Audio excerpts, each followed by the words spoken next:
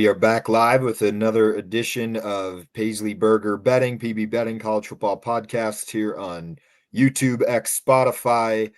We have a loaded slate this week. It is rivalry week, one of the best weeks of the season. I don't know about you, Jared. It feels like this one just even has more games, like high-profile games, ton of conferences. We still have to figure out the championships, playoff coming down with a 1 week to go here, the regular season. I also think it has to do with we have more Friday games. I'm looking at the slate here. We got 3 really good Friday games. It's going to be jam-packed. I'm supposed to be in Philly for the Bears-Eagles game. So weekend is going to be jam-packed. We got Thanksgiving, and it's going to be a great weekend, I think, to close out the regular season. Yeah, and don't forget the big turkey bowl that me and you and our couple friends participate in Thanksgiving morning. I'm not sure if the bodies will hold up, but we're looking forward. So we're going to get out there on the gridiron this weekend as well. But yeah, I think it's a lot more jam-packed games, Case, because I feel like the middle is kind of expanding out. I feel like the talent, like we talked about early in the season, is all kind of spread. So now some of these teams, or even teams like, we'll get to Mississippi State first here, like they still have a puncher's chance, and it's only a 7-point spread against the number 7 team in the country. Now there's some other factors in that game that make it have like that, but a lot of tighter spreads, all under around a field or a touchdown and less. So I just think all these teams, upset alert is definitely on the table for a lot of these programs. And we've been seeing it all year. Hasn't been too crazy the last 2 weeks with upsets, but I think we're in store for a bunch of upsets because all these teams are not really separating. They're all kind of closer together in talent, and that's why the spreads are reflecting it. Yeah, no, great point. A lot of close spreads, a lot of marquee matchups. And yeah, we might as well just roll right into it. But we got the Egg Bowl, and apologize if we don't hit all the big games. There was even a couple of ranked ones I think we're leaving off the slate. We might get to late at the end when we do our picks. So stay tuned for that. But might as well jump right into it. A game that's usually played on Thanksgiving Day. I don't mind it though being on this Black Friday. It's going to be at noon, so a little bit different style, I think, for the Egg Bowl. But we got Ole Miss going to Mississippi State. Like you just hinted to, I mean, Starkville, not an easy place to play. They've showed a lot of ups this season. They nearly knocked off Texas a couple of weeks ago. They really had Florida beat. They really look good for parts of the season. They kind of slipped up a little bit defensively the last couple of weeks against Missouri and Georgia. But you got all that, and you got Ole Miss trying to make the playoff. You have all the storylines surrounding Lane Kiffin. Ole Miss now has to win this game. I think that's very clear for how things are shaping up. They really can't afford this loss. And with all the rumors with Lane Kiffin, we just don't know what Ole Miss team we're going to get. But the spread is sitting at 7.5 right now, -7.5. It was moving between 6.5, 7.5. So it really depends on what you get it at. Totals at 62.5. But we could start the weekend out with chaos right off the bat here if Mississippi State could pull off this win. Yeah, there's so many factors in this game, like you mentioned. So if this was a normal game, I think the spread would be a lot higher if Lane Kiffin was staying and we knew, there was no circus going on behind the scenes. I think this would be 10, 11, maybe even 12. But I think it's definitely baked in the line. I think it opened 8, 9, came down to 7, like you said, even got below. So a lot of support from Mississippi State, and there's a lot of reasons why. And I'm on that money too. I took them plus 7.5 already. Don't know if I love it because if Ole Miss comes out focused and they want to prove a point, and that's a lot though riding on a Lane Kiffin team that looks distracted. So if they do, they could blow this game wide open because Mississippi State's defense is very poor, very bad. But one thing with a rivalry week and all these games we'll talk about, it's kind of different. It's like a divisional matchup in the NFL. There's just some about they play harder. Obviously, they hate each other. So maybe a defense that's been struggling all year. If they're at home, rivalry week, maybe they're just going to play better just because. So that's what I'm kind of banking on here. The offense has been good for Mississippi State. That hasn't been the problem. So let's see if the defense could hold up against Chambliss and a really good Ole Miss attack on offense. So don't hate the over as well. It's a little high. But I would lean the over, but I do like Mississippi State plus 7.5. And if you want to get crazy, I'm not going to do it, but I wouldn't mind a little sprinkle on the money line. I think it's plus around 2 to 1 right now. I think that's not a bad play because, like I said, if Ole Miss shows up and they're ready to go, could be a blowout. If Mississippi State, if they show up and Ole Miss is distracted, I think Mississippi State at home could win this one outright. Ole Miss definitely needs this game, but that's just a big question where their head's at, and that's something we're not going to really know fully until the game start. Kind of thinking back to that Florida game a couple weeks ago where there was a lot of hoopla, Ole Miss and Lane Kiffin of Florida. They came out pretty flat and almost lost that game outright. So I wouldn't want to be laying points with Lane Kiffin when he's fully distracted and the team's not sure if he's going to be there till the end for their playoff and maybe potential championship run. But I think you're right. They need this game. If they lose it, they're out. So I'll take Mississippi State with the points, though, in this one to start.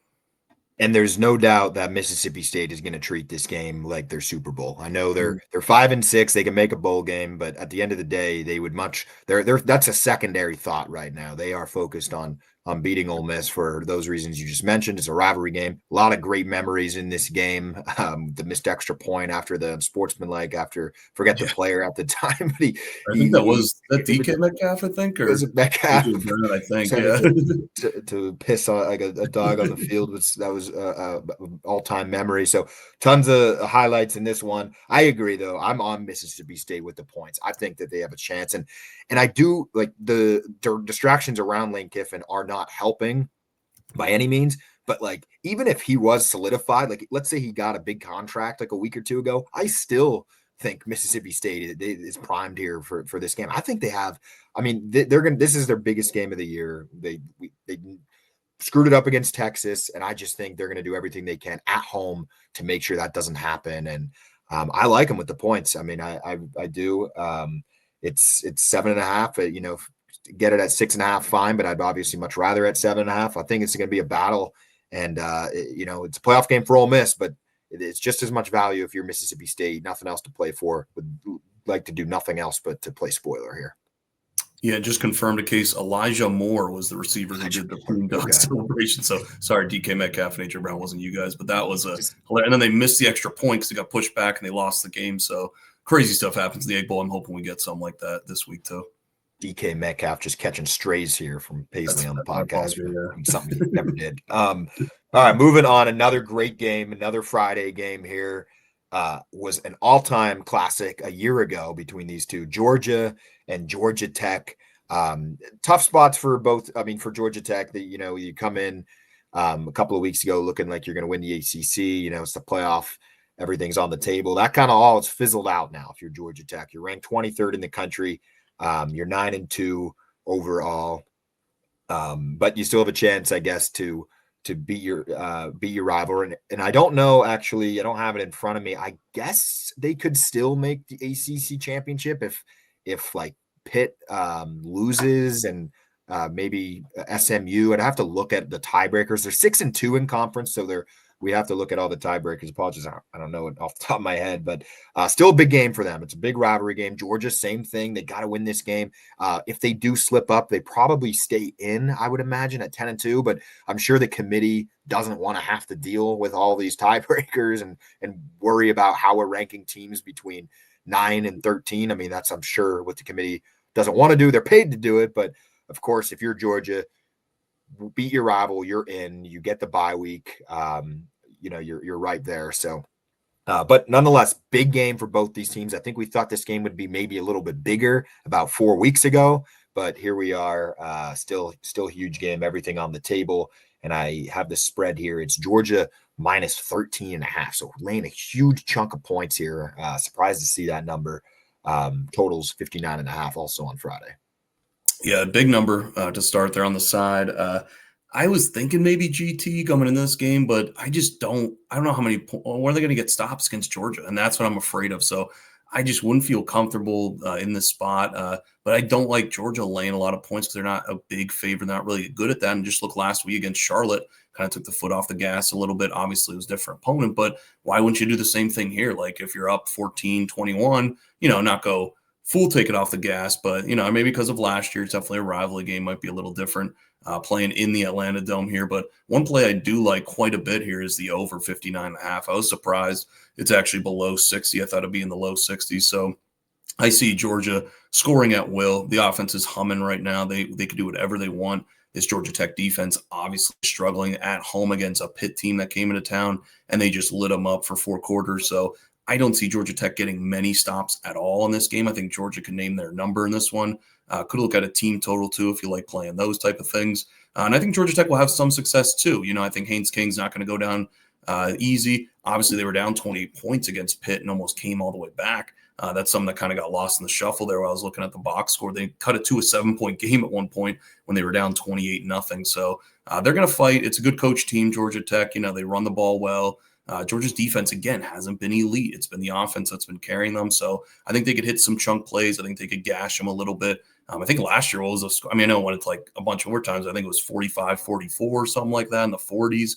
But it was already that high going into overtime. So I'm expecting kind of the same thing here. I think it's going to be a nice back and forth battle. I see Georgia on the Dome. They like playing there. They play there a bunch. They're going to be comfortable. And I think Georgia Tech will have some success against this Georgia defense. So don't love the side, might not even get there on a play, but I will be playing the over for sure.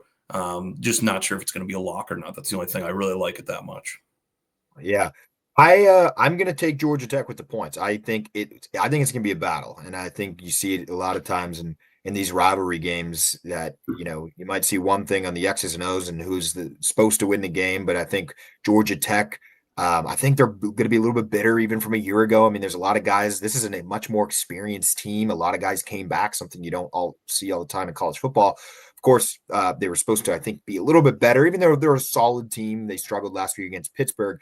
But there was a lot of guys that saw what happened last year. They blew that game away. They were up like 17-0 on Georgia last year, and Georgia came storming back. It was a crazy game that went into the night.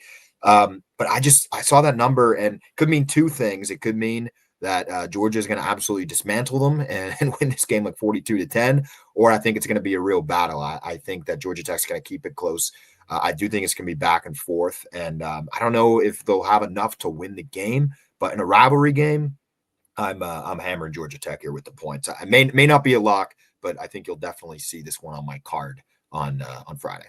Yeah, and it's weird to see Georgia in some of these high-scoring games, but even go back to the Tennessee game, that was 44-41. Ole Miss back-and-forth game, 43-35.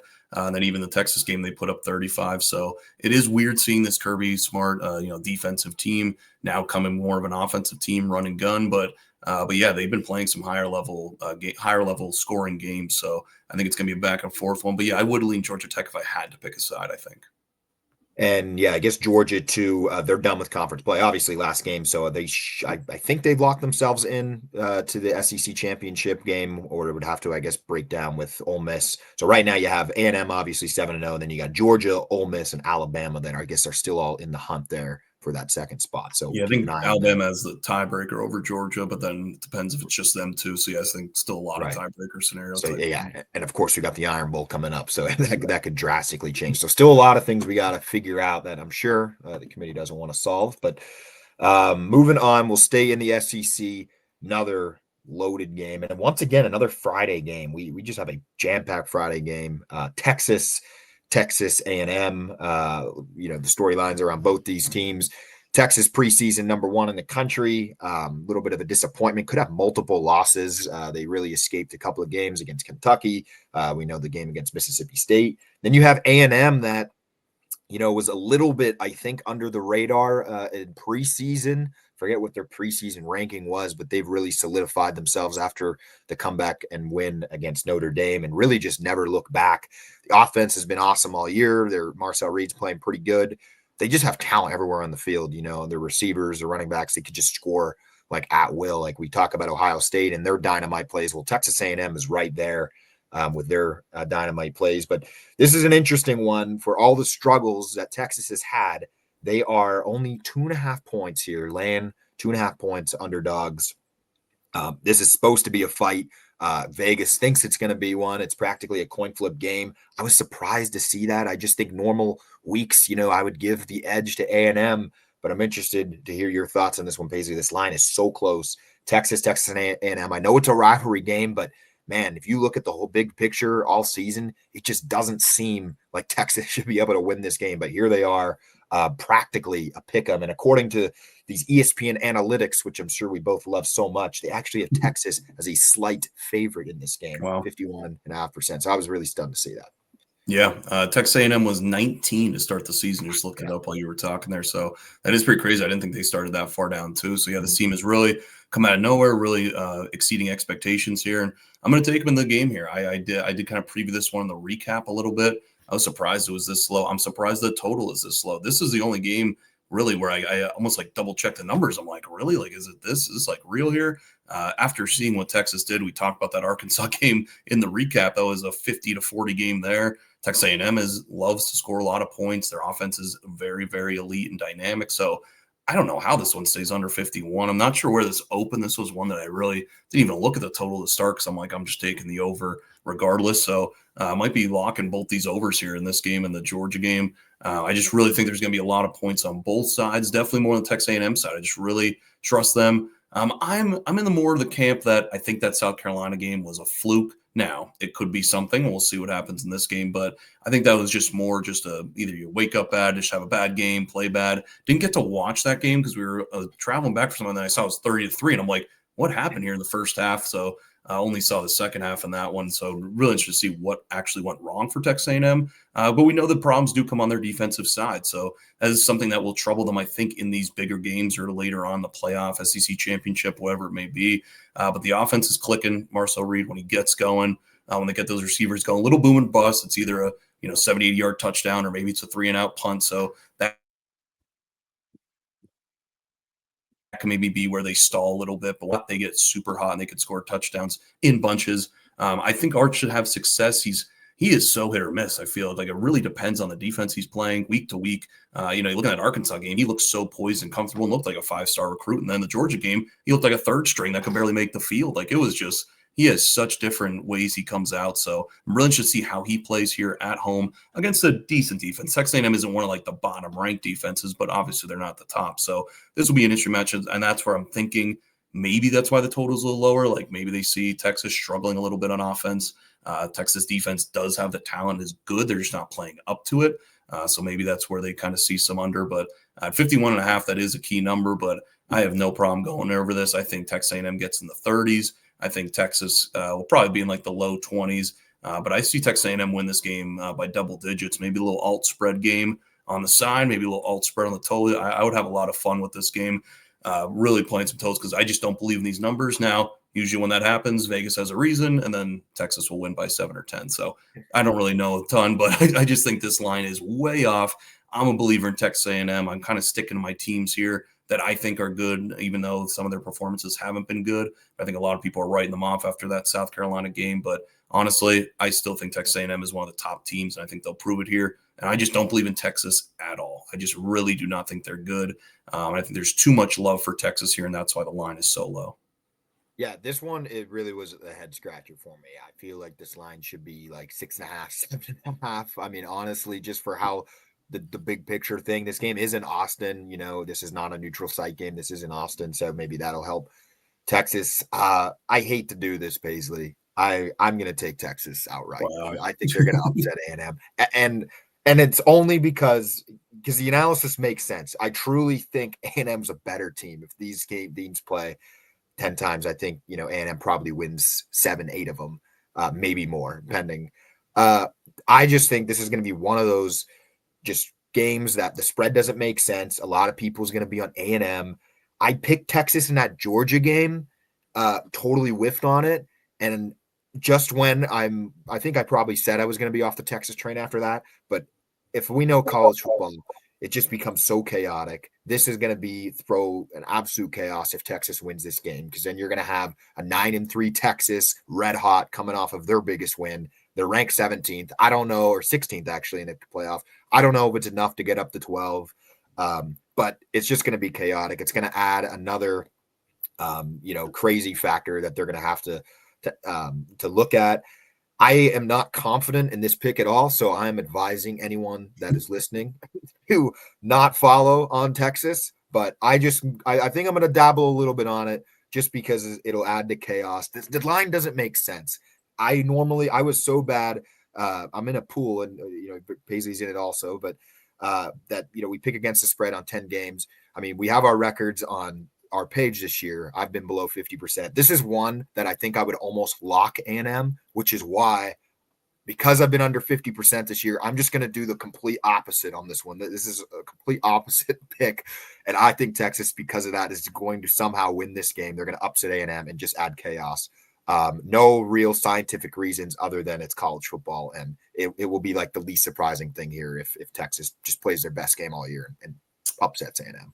Yeah, and that's been the weird thing with both of us this year. Our locks haven't been great, and those are the picks we really are confident about. We Yeah. really love. So it is a weird feeling when you love a game or you think it, and then it just doesn't even show it. But I just can't get that Arch Manning against Georgia game out of my head. And then Yeah. unless he plays the Sam Houston defense where he's flexing when he runs a guy over in the end zone, or the Arkansas defense or the Mississippi State defense, like these are bottom defenses. That's where he looked the best. And besides that, I just don't think he has. So I'm really going to be intrigued for this one. Going to be locked in on this one. Should be a great game, but might be a little alt spread game for me there at the Texas A&M. That's fair. But let's also A&M played Samford last week, by the way, so they were kind of on a bye Big week. game. We haven't Big really game. we haven't seen them since that comeback against South Carolina. And I'm not saying that like it doesn't matter probably tremendously. I mean, they've been great all year, but this is kind of a weird point in their schedule where they've had a lot of time to like prepare for Texas. And even though you might think that's always a great thing, like you never know. Like some teams come off flat after bye weeks. This game has been like they've been probably circled now for 2 weeks, really, since that South Carolina game. So I don't know. We'll see. Texas had to focus for Arkansas last week. The offense looked good. The defense didn't show up, but just a weird factor, almost like a mini, like extended off period for A&M if you're not counting Samford, which I am not. So we'll see. We'll see how they come out, but I don't know. Upset in Austin is my unconfident pick. Defense looked pretty good for A&M last week. Got him to a bagel, 0 points against Samford. Just saying. Defense looked good.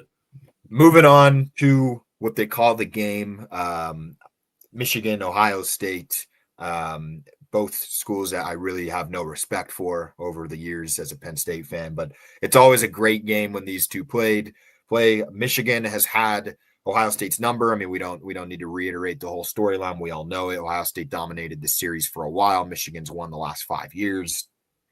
Last year was just an insane game. I was walking into the Penn State game thinking, we had an off period, and then Michigan pulled off a crazy upset, wins as a 20-point underdog on the road, stuns Ohio State. Penn State backdoors their way into the Big Ten championship game. Ohio State then goes on an insane run of 3 games where they look great. Some people think it was one of the best stretches in history. With the way the playoff is, it might have some truth to it. But anyway, here we are again, sitting with an 11-0 Ohio State. Michigan that is hasn't looked great at times all year. In fact, they've looked pretty bad at times. I mean, offensively, they just haven't really been clicking. We know the game against Northwestern. They've had a few close calls. But with all that said, we are on last game of the season, rivalry week. Michigan has a playoff game. If they win this game, there's no doubt they jump into the field. How will that impact all the other teams? I don't know. But are we going to have more chaos here in Ann Arbor? Michigan and Ohio State, the spread is, I think, 9.5 right now. 9.5. Total is only at 43.5, the big noon game. So here we go again between these two. Will Ohio State finally get over the hurdle and win this game? That's the big question. I think this is bigger than a national championship for Ohio State, even from last season, this season. Like, it was funny seeing some of the fans, even after they won the national championship last year, they're like, well, we still lost to Michigan. Like, we need to win that game. Like, so this is huge. So are they going to be a little tight? Are they going to be a little looser? You're going on the road now to Ann Arbor. You had the perfect situation last year to beat them. And like you said, that was just the most improbable game. Like, people were saying, like, it wasn't the biggest spread upset of all time. Like, they were only 20-point favorites, but just the most shocking game with how it went down, the final score. And so if you look at that from last year to this year, like, Michigan has been a lot better from last year to this year. And if last year's team beat them and grinded them down and won by a couple points, why can't this year's team do any different? Now you got them at home. You have a 5-star quarterback who hasn't been playing great, but he's definitely a lot better than what they had last year. I forget who they rolled out for this game when they were rotating like 3 guys who couldn't even throw a pass more than 5 yards. So I don't know. Obviously, this is the game to watch. It's going to be the biggest game of the week. I actually took Michigan plus the points. I took them at plus 10.5 early in the week. I took some under money at 44.5. So both of them are coming down in the direction there. I just see another low grinded out game. Ohio State might be without their 2 receivers. I think they play, but they're definitely banged up with Jeremiah Smith and Cardinal Tate. They did not play last week against Rutgers, and they were okay. But we were kind of talking a little bit off air, Case, and I don't know. I just haven't been like super impressed with the schedule that Ohio State played. Now, I know they scheduled some tough teams early on, like Texas. That wasn't their fault that, Texas obviously wasn't the team they thought, but now they're playing a little bit better. But if you look at that schedule and you look through it, it's not a crazy good amount of offenses they faced. And I made an argument that maybe the Rutgers offense was their best offense that they faced last week. And they moved the ball a little bit in the first half, and then had a touchdown late. So I still think the defense is very good. Like, I think it's definitely the best in the country, very elite. But is it like an all-time defense where they're going to hold everybody to single digits, no matter who they play in the playoff championship? Like, no, I don't think so. So not to say Michigan's going to be offensively otherworldly. They do match up pretty good, where Ohio State struggles a little bit, if you nitpick, is in their run defense. So maybe Michigan will just really try and line it up like they do every year. And that seems to be the formula that's been working the last 3 or 4 years on this win streak. So why can't they do that again? If they keep the Ohio State offense off the field. And that's usually when, if it gets a little tighter, if it's a tie ball game within 3, third quarter, late third quarter, I don't really trust Ohio State in this game. Now, they proved that they could beat anybody in the playoffs and make a run to the championship. But this game specifically, Michigan they're in their head. They're just in their head. They've been preaching all week. They're going to focus on themselves, because obviously that game plan last year was they're going to try and out physical Michigan and really show that they could run the football. That's not Ohio State. That's not what they do, and that's not where their best players are at. So let's see if they really stick to that this year and spread it out a little more, get the ball to Jeremiah Smith, Carnell Tate, let Julian Sayin do his thing and throw the ball all over the place. Or are they going to try and get back to last year and be like, we want to prove that we're more physical than Michigan and we could win anyway? Because that's what got them last year. And that's what made the game so close, shrunk it down, not a lot of possessions, and then ended up they had one bad mistake their last drive. Michigan, I think, picked it off or something, and then that was the ball game. So I think Michigan could win with a similar style like that. Michigan's defense has been playing better. They're not an elite defense like Ohio State's, but I think they're a good enough defense to slow down this Ohio State attack. If the receivers are a little banged up, you're at home, rivalry game, you're going to be tackling and flying around a little bit better. So I just think it's too many points, honestly, for this game specifically. But I do still think Ohio State at full health, at full go, they are the best team in the country, and they are very elite. But I just want to see them play a legit offense, because they just really haven't all year. And I think the defense is getting propped up a little bit with that. I don't know if Michigan will give them that test, but I think they'll give enough of a test to keep this within the number here and keep it close. Yeah, I mean, if history's anything like it's been recent, it would point to it's too many points. I mean, if Ryan Day and Ohio State try to play anything like they did last year and try to run the ball and out tough them, they'll lose the game. I mean, the same thing will happen. I don't. I mean, I'm torn in this one once again. I mean, it's going to be a great game. Ohio State has to win this game. Like there's, and I know we say it. I know we said it last year. Yeah, we did say it last year. Well, I'm just like everybody did. Yeah, they cannot afford to lose the game. It's actually funny. I heard. Whenever you're asked, would you rather beat Michigan or win the national championship? And then like in the back of your head, you don't answer. And then you're like, well, I guess the national championship, but like barely. Like this game means everything. And I was listening to a podcast, and it was actually interesting because this is the first time last year and this year, and just the whole expanded playoff, that the game no longer becomes a requirement to win the national championship. And it's because the expanded playoff, if this was any other year, last year, Ohio State wouldn't have won the national championship. Because the BCS era, if you don't win your game against Michigan, you're not going to be in the top 2. The playoff top 4, if you don't win the game against Michigan, you're probably not going to be in the top 4. You'll probably be 5th or right there, even if you're 11-1. So it is new history, and it is writing now where the game, even though it is extremely important to these fan bases, Ohio State proved that you no longer need to win the game. But with all that being said, you still have you'll have Michigan, you'll have other people in the Big Ten, you'll have people like me that will discredit, the national championship if you don't win this game. And I think Ryan Day from a year ago and the last 4 years really feels the fire, where he checked the bucket of winning a national championship. He's checked the bucket of, being that elite coach. It's really the last thing that he hasn't done is win this game. And I just, because of last year, I said all these same things, I think, a year ago and why I'm picking Ohio State, but they have 2 of the best receivers. If they don't play, that throws a whole wrench into this thing. I think they will. I think even though they're banged up, I think for this game they'll go. And then they'll have some, time off, I guess, well, actually, that's not true. If they win, they'll have to play Indiana in a week. But nonetheless, I just think Ohio State's going to come out throwing the ball. I don't think you're going to see that team last year. I think they're going to try to get their receivers involved. They're going to try to score quick. They're going to try to pull away. They need to win. And I'm going to take a minus the points. Normally, I would take it. I think these rivalry games are going to be close. And like, if you go back to 2 minutes ago when I picked Texas, like to a complete 180 here, I think this specific spot, this game for Ohio State, I think they're going to do what they can to try to pull away. The only roadblock is going to be the mental game. If Ryan Day and Ohio State are playing nervous and they're trying to run and they're thinking about last year and the year before and all these things, then that will play right into Michigan's hand. But I have to believe I'm going to stick with my gut here, and I think Ohio State will be able to pull away late and win this game convincingly. Throwing history out for this one, give me Ohio State. But it would be the funniest thing in the world if Michigan wins this game.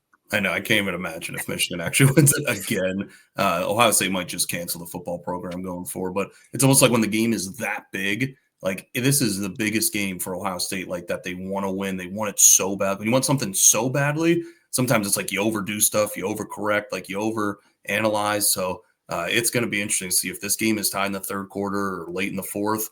Oh boy, I think Ohio State's going to be really, really tight. But I think if they jump out too bigly, like you said, oh yeah, they could run away and hide with this game. But I think it's going to be a little tight in the third quarter case, but we will see. We'll see.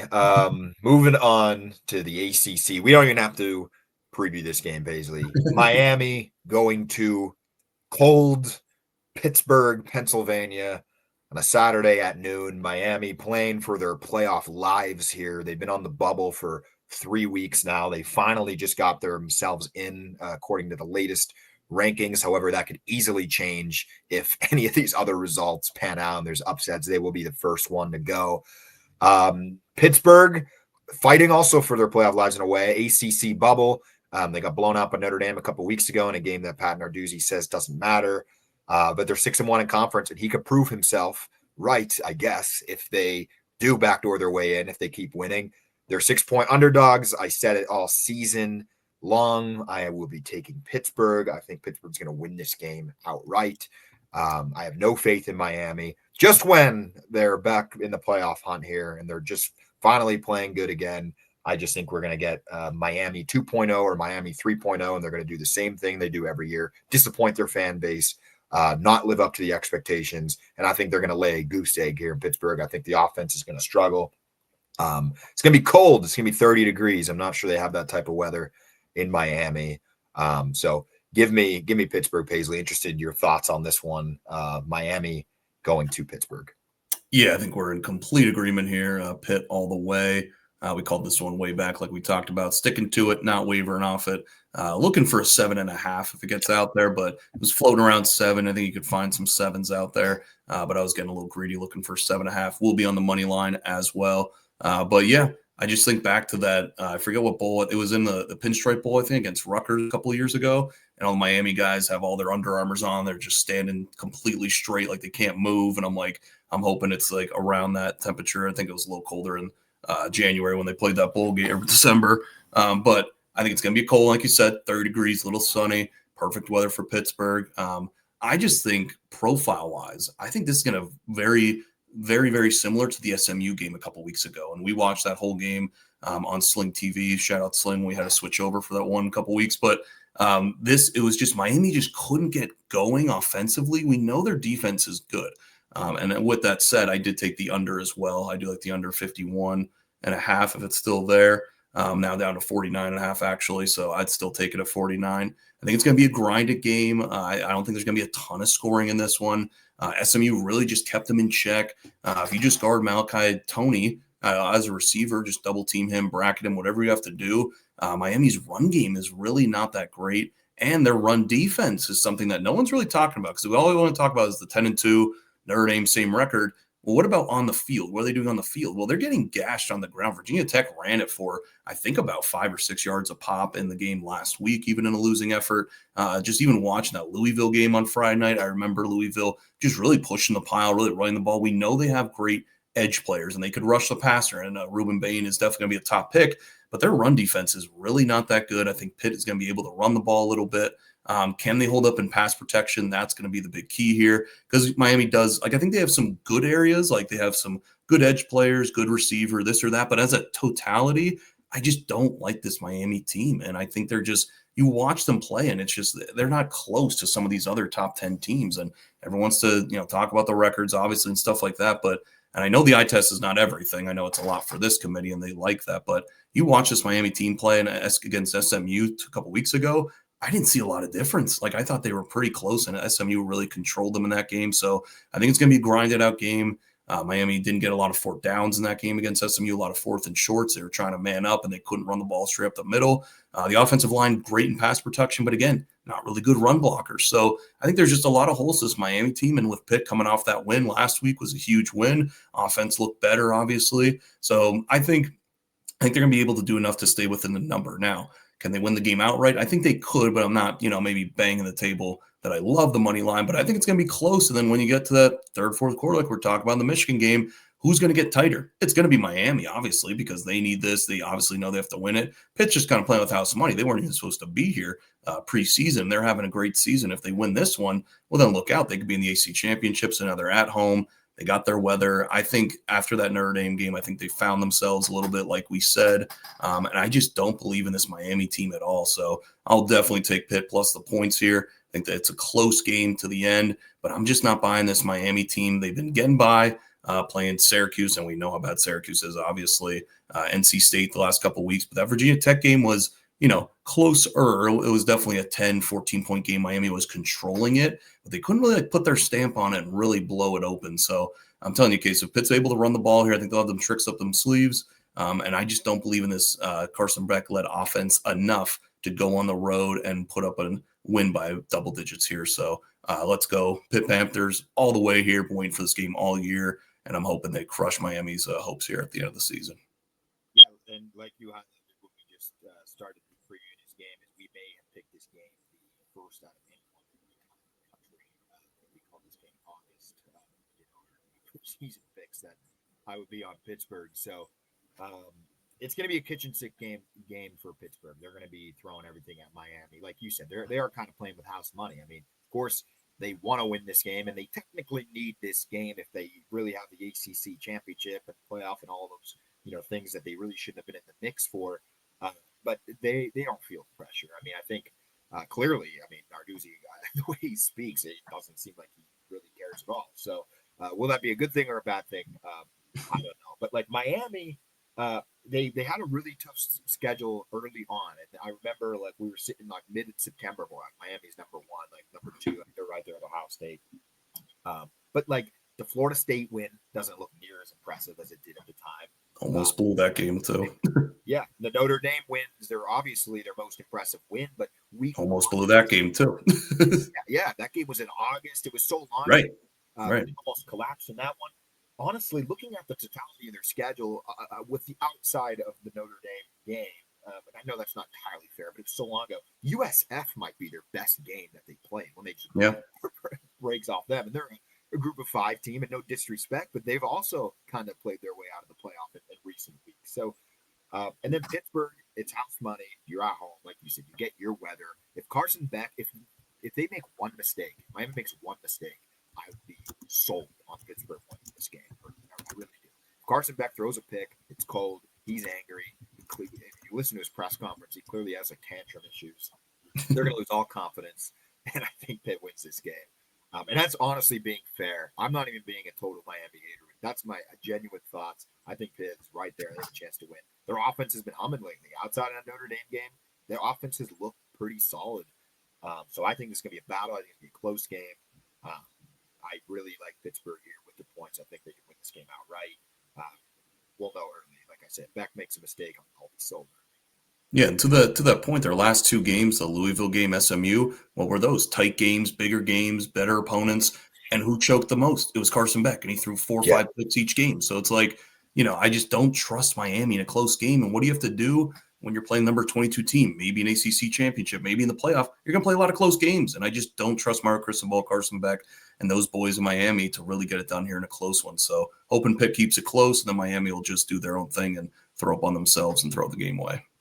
Been anti-Mario Cristobal for years, ever since he should have needed the ball and ran it, and they fumbled against Georgia Tech, lost the game. That is so. If anyone is wondering, man, why does this guy just hate Miami? What's his problem? Well, that's why. So no respect for those type of plays. All right, moving on. SEC.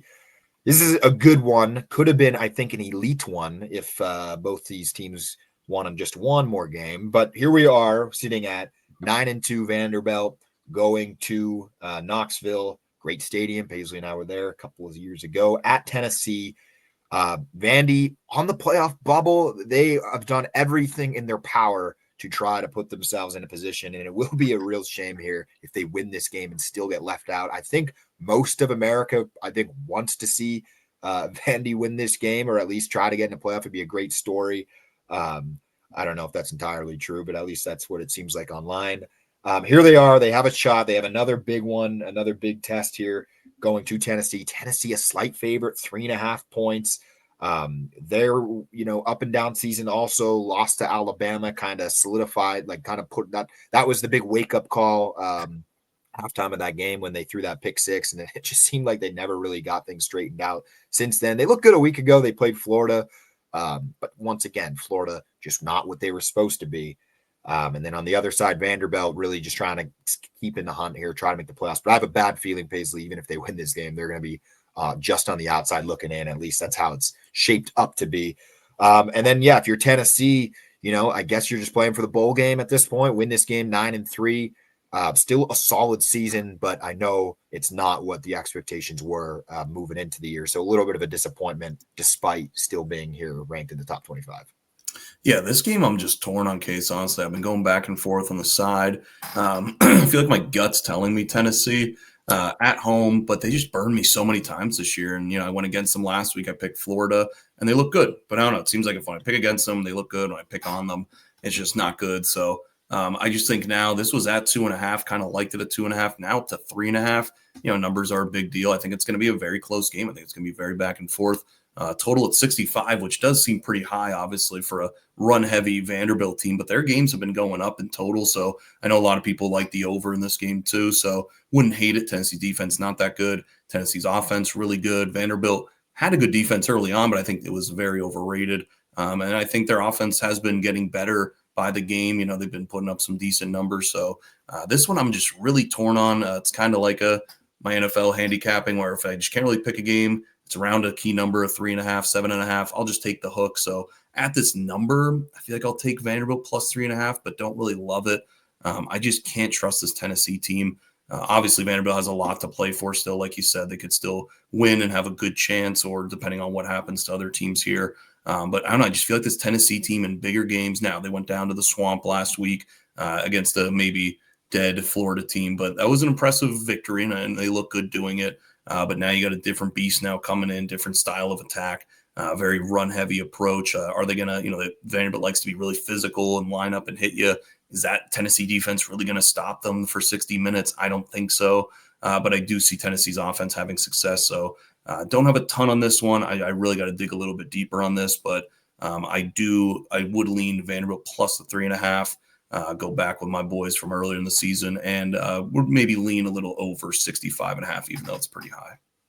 Yeah, I think we're kind of in agreement on this one. I don't really have a strong play either way. I lean Vanderbilt, but I think that might be just also part of my heart rooting for them in this game. I'd like to see them win. I have a question for you, Paisley. Vanderbilt's 2 losses here at Alabama and at Texas. Not bad losses at all. Of course, Texas isn't elite or anything this season, and not like they were supposed to be, but still solid game. Still a solid loss compared in the grand scheme of other losses, quote unquote, Miami.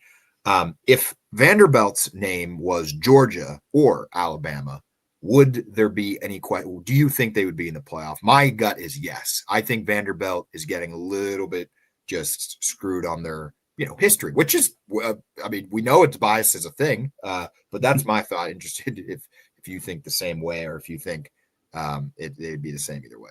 No, I completely agree. I think it's not a perfect system with this committee, as we talk about a lot, but there is some bias, or there is some, they just favor the bigger brands. And being a Notre Dame fan, I would agree to that more. I know a lot of people dismiss that. And, I don't think they're like putting teams in the playoff for dollar purposes and they're trying to make the most money. Like, I don't believe that 100%, but I think the brand, or, the bigger name definitely gives you a little bit more of a pull than a Vanderbilt, even Utah, like outside the rankings and stuff. So Yeah, I think Vanderbilt's resume is pretty impressive. This win, if they could win it convincingly or get a nice win on the road here, I think really would solidify them in getting in. Now, I hate saying that and being a Notre Dame fan because then maybe they get bumped out or someone else gets bumped out. But I think Vanderbilt's resume is pretty good. They look good in some of these losses too. They were close, except for the Texas one, but the final score looks a little better.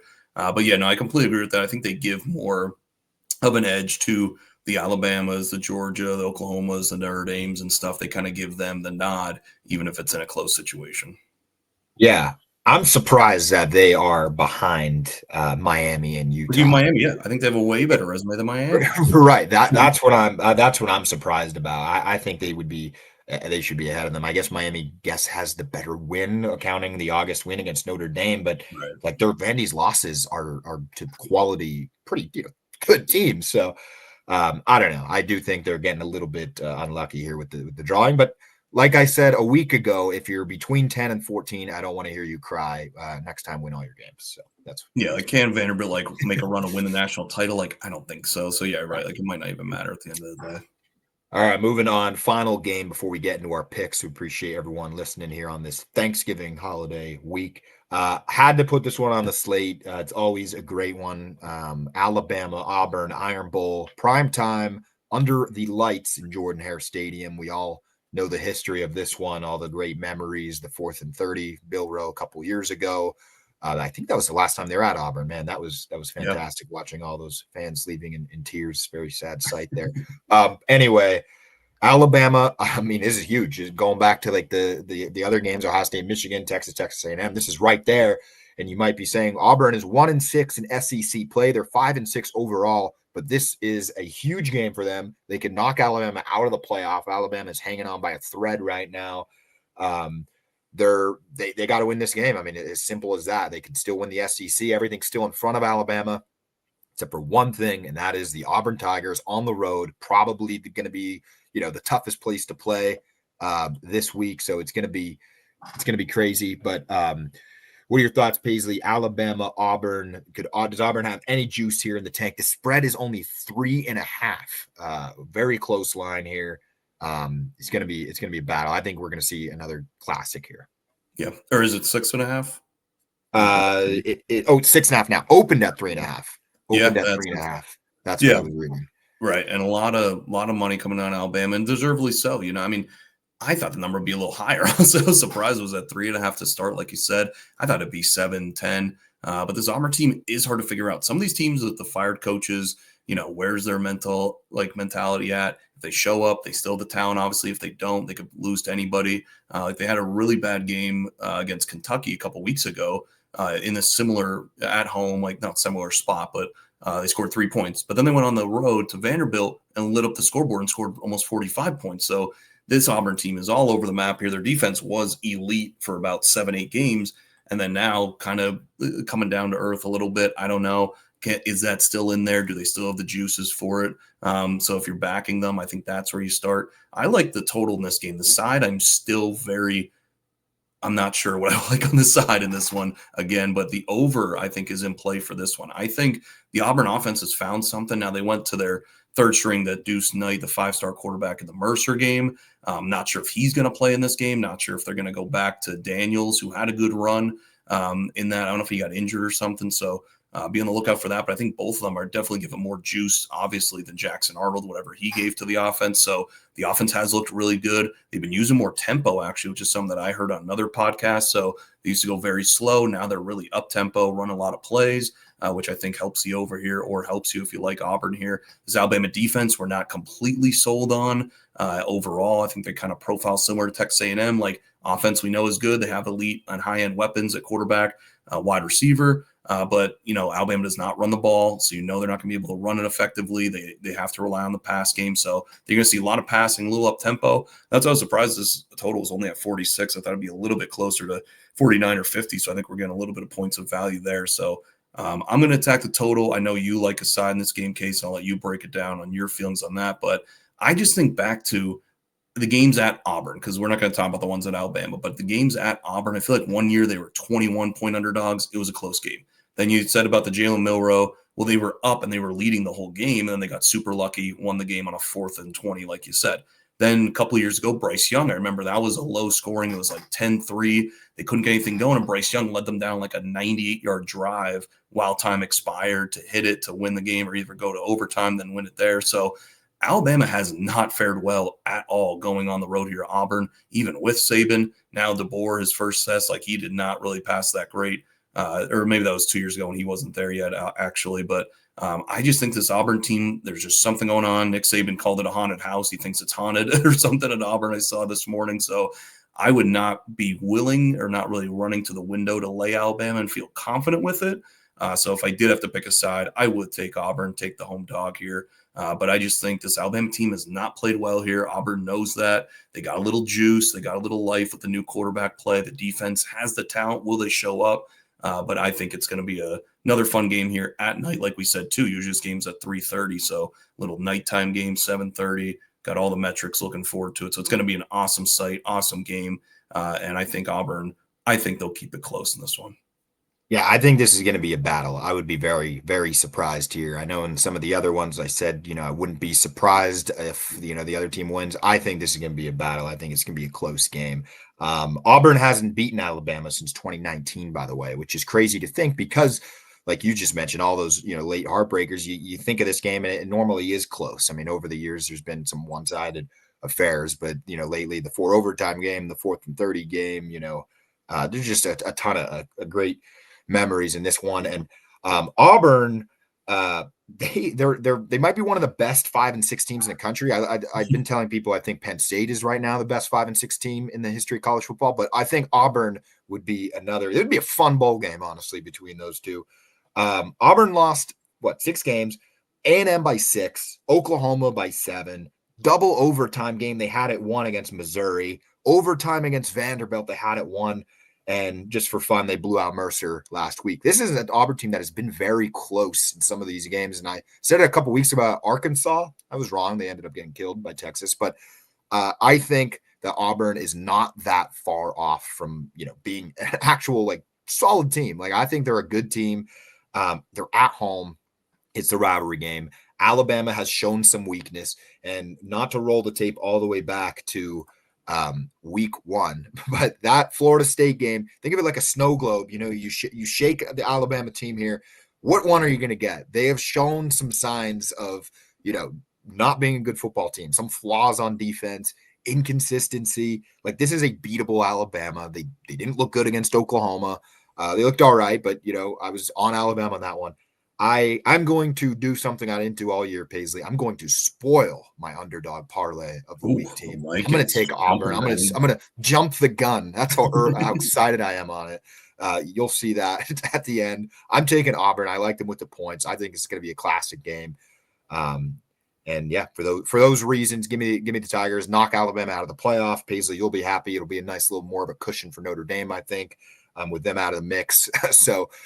Give me Alabama going to the Pop-Tarts Bowl is my pick. I love it. Yeah, winning outright Auburn. Don't hate it. Yeah, I need a lot of teams. I'm going to have to make a little list of who I want to win, but Auburn will definitely be at the top of that list. And you talk about that Vanderbilt game just 2 weeks ago. They had that game won in Vanderbilt when they were kind of dead. Auburn as a team, they go on the road to a top 15 team and they outplayed them severely for 4 quarters and just absolutely blew it at the end. So I remember I was on Auburn in that game too. So I was watching that game very closely. So this team does have it in them. And I think for this rivalry game, I think they'll play up to it.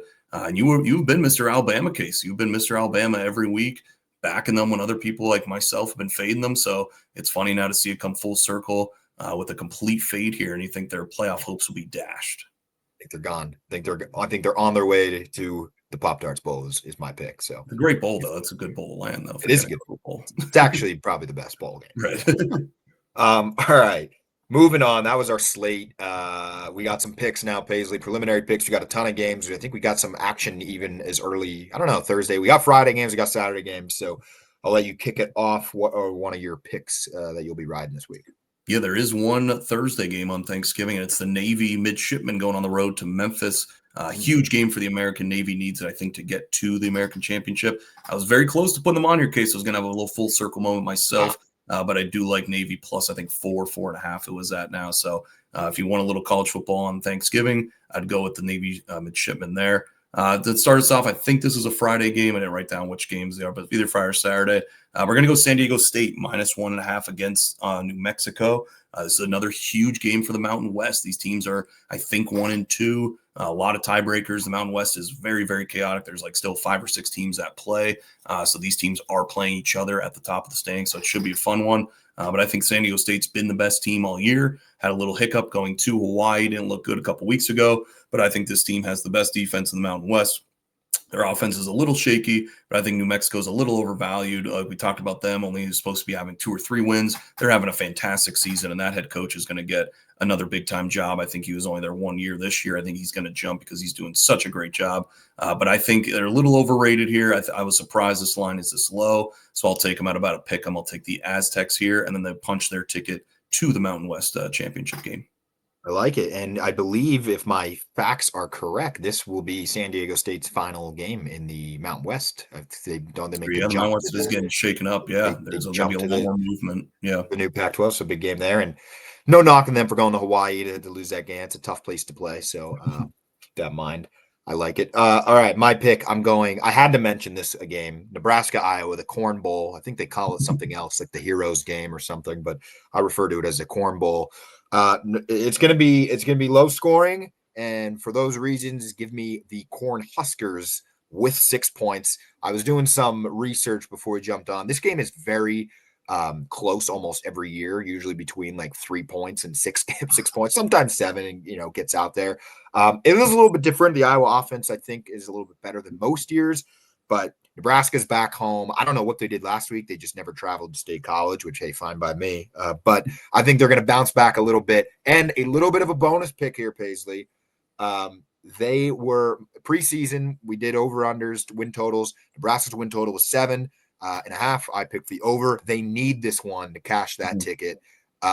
Don't screw me, Matt Rule. Get it done with 6, but also need the outright here. Nebraska +6. Look at that, going back in the archives. And yeah, this is my favorite like Black Friday tradition to just look on the score app like second, third quarter, and it's like 7-3. And it's just the most low scoring game every year, but always a fun one. Love you're going back to your Cornhuskers. Just can't quit them, Case, but got to give you credit for keep banging the drum there for the Cornhuskers. Let's see what they got. I'm going to go for my second pick to Arizona against Arizona State. There was a name for this bowl game too, or a rivalry game, but this is going to be a fun one. This was a heated rivalry. There was a lot of fights breaking out last year, obviously, and this was one of them. So they're going to Arizona State again, about to pick them. So I'll take Arizona -1.5. They're just playing some good football right now. Noah Fifita, the quarterback's really finding himself late in the season here. And Arizona's been hot. Arizona's been really good. I know I talked up Jeff Sims last week in Arizona State and the job he's done, but I think it comes to an end here. I think he had a good run, but I think Arizona gets it done in this one, in this heated rivalry. In a very probably a little bit more higher temperature than the Miami Pitt game in Pittsburgh. So give me the Arizona Wildcats -1.5. I'll take another pick on the side here. Yeah, Arizona's been a surprising team kind of this year. A lot of people kind of not quite the Arizona State from last year. They weren't, that good this year, Arizona, but a little bit of a surprise winning games. I like them here. And that was a game, a top 25 showdown, actually, that we didn't break down just because of how many games there are. But Arizona -1.5. I'm going to go something I don't do often. I'm going to go a total on my card here for one of my early picks. I'm going to take the under here in the Wisconsin-Minnesota. It's going to be an ugly game. This is going to be disturbing to watch. Saturday, 3:30 in the mix of all these other ones. 37.5 is the total. I don't even think we're going to get there. Wisconsin's play a little bit better, so I have a little bit bonus. I think Wisconsin's going to win this game. It's practically a pick 'em. I think Minnesota was a point favorite. Now Wisconsin is. It keeps going back and forth. I do think Wisconsin's going to win, but my real pick here is the under. I think it's going to be like 21-10 or 14-10 or something, just low scoring. I think Wisconsin edges it out, but give me the under in an ugly Wisconsin-Minnesota game. Yeah, take the over punts if you can do that. But I like that under 2K, so I might hop in on that. But I do disagree. I kind of like the Golden Gopher, so we might go head-to-head there on that one as the bonus selection. But for my third pick, we're going to go down to South Carolina. Shout out Jackpot here. Hopefully he's listening. And we're going to do something we never normally do on this show. We're going to back the South Carolina Gamecocks case -2.5 in a big rivalry throwdown. Thank you for the applause there. South Carolina -2. If you get anything under a field goal, this line looks like it is going up. But South Carolina quietly had a nice game last week against Coastal Carolina. That is very down. They lost their quarterback, but the offense exploded. It looked really good. I think they fired their offensive coordinator a couple weeks ago, and then they had that great showing at Texas A&M. They had another great showing here. So maybe the offense has really turned around here with the Lenore Sellers. I think that some more South Carolina fans will know a little more deeper watching their team every week. But I just like the way they're playing. They're at home here. Not really buying this Clemson team. And South Carolina's kind of had Clemson's number the last couple of years. So I was surprised this one, again, a little bit lower than I thought. Not sure if you're going to get a cheap money line, but I'll lay the points -2.5. I think it's just a different South Carolina team. They're still fighting towards the end there, even after all these heartbreaking losses they had in the middle of the season. But let's go Gamecocks here, and they get a nice win against their rival to end the season. Yeah, that would be a nice little end to the season for them on also a little bit disappointing year from the preseason expectations. I like this pick, and a little insider information here. One of my coworkers is a huge Clemson fan, Clemson alum, and he's all over South Carolina Gamecocks in this one. So doesn't think it's big. So could be big. Yeah, it could be huge information there. So I agree. South Carolina's still fighting. I'll probably be picking them also on Saturday. Another team here that is still has a little bit of a pulse left, still fighting, still swinging. We got Florida State going to the Swamp, another rivalry game. Once again, so many great games. Should have been a top 25 game. I mean, but both these teams just disappointed. Florida State got the huge win over Alabama, forgot to show up to their other 10 games they played. And then Florida, similar situation where they're 3-8, have been close at times. I know you backed them last week. I actually flipped at going into Saturday. I picked Tennessee. I was glad I made that flip. But I'm gonna make them up here to the Gators. I'm gonna take them here. I think they get the win over the rival at home and beat Florida State here to end the season. I actually like that pick too. I again was shocked at some of these spreads, and I know it's late in the season, and maybe they're worrying about college basketball in the sports books. But we talked about Florida State as my loser of the week on the recap. Like, I don't know how this game is a pick. I'm going to the Swamp with that offense and how they look. So, but Florida hasn't looked any better. But I will definitely take the home team in that one too, in case I like that pick. My last one, I'm going to go Houston +3, going on the road against Baylor. Again, just surprised that Houston was the underdog here. Baylor, again, their offense has been good. They've been playing. They had that, or I thought they had the crazy shootout against Utah, but it was still 55-28. And then Arizona put up a nice number on them. This Baylor defense is so bad. It's really not good. I think they're keeping their head coach, Dave Aranda, just because they didn't want to fire him and try and find in this muddied search here with a lot of openings across the country. So I think Baylor's just a weird spot, weird program. Defense hasn't been good, and Houston could play a little defense, and their offensive Connor Wegman hasn't been terrible. They had that heartbreaker a couple weeks ago, I think, against Arizona State. But since then, they've been playing pretty good. Okay, they had a shot maybe to get to the Big 12, but now they're going to be on the outside looking in. But I just don't think Houston should be the underdog here. I don't like this Baylor team at all, and I think they go in and get the win outright. I like it. Closing out Houston +3, and that was a team too. Yeah, they weren't really supposed to be in the mix of the Big 12. They found themselves in it midway, and then fell off a little bit towards the end. But end the season there with +3 against Baylor. I'm going to close it out here and take Virginia Tech with some points here. They're going to Charlottesville, UVA, who's had a great season for what their expectations were. They escaped quite a bit. I think they're going to have another similar game here against the rival. This is a rivalry game. I don't know why the spread's 9.5 or 8.5, whatever it is. I think this is going to be a close game. Wouldn't be surprised if we get a little overtime in this one. I might get some creative bets here, Paisley, and pick a little bit of overtime game between these two. I think it's going to be close. Virginia Tech's got some momentum. They hired James Franklin. The fan bases, I think, has got some energy. We'll see how that affects the locker room this week. But I like them here with the points. I don't know if they're going to win outright, but if anything, I think it'll be close, and I think 9.5 is a pretty safe number.